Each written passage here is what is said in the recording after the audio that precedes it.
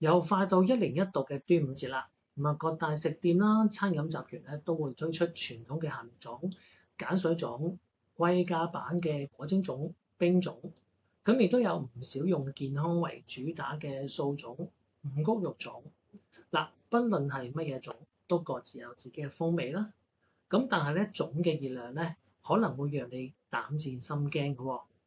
嗱，一般廣東式嘅鹹肉粽咧嘅餡料有糯米、綠豆、五花腩肥肉同埋鹹蛋黃啊，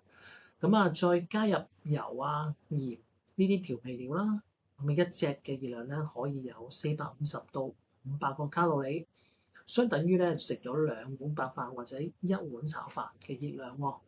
嗱，當中肥肉同埋蛋黃咧都係脂肪同埋膽固醇嘅主要來源咯。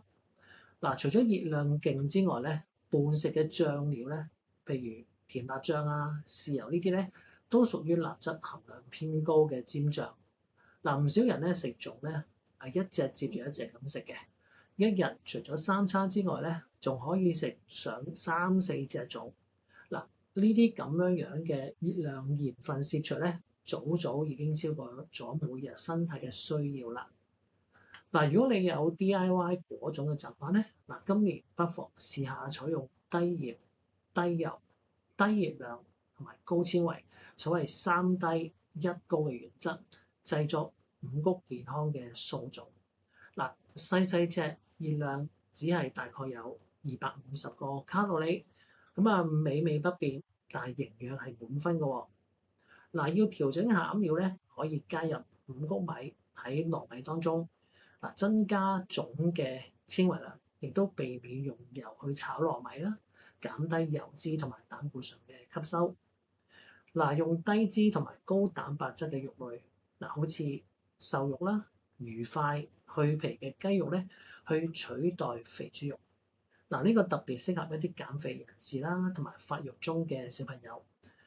如果想新潮一啲咧，可以用蒟蒻米代替部分嘅糯米。用瘦豬肉代替五花腩，用栗子代替鹹蛋黃啦，因為個口感都相似嘅，但係脂肪量咧就少好多啦。我哋可以不妨用多啲加冬菇同埋粟米粒咧作為配料，同時間咧可以增加翻纖維量。份量安排方面咧，記得就唔可以餐餐食粽啦，一日咧最多食一隻，以免咧吸收過多嘅熱量啦，同時又會有機會食滯。再配合一碟青菜、1碗清湯或者1-2杯嘅清茶，亦都有助增加飽肚感。飯後1個鐘頭之後咧，可以食1個水果啦，幫助消化，又可以避免便秘嘅機會啦。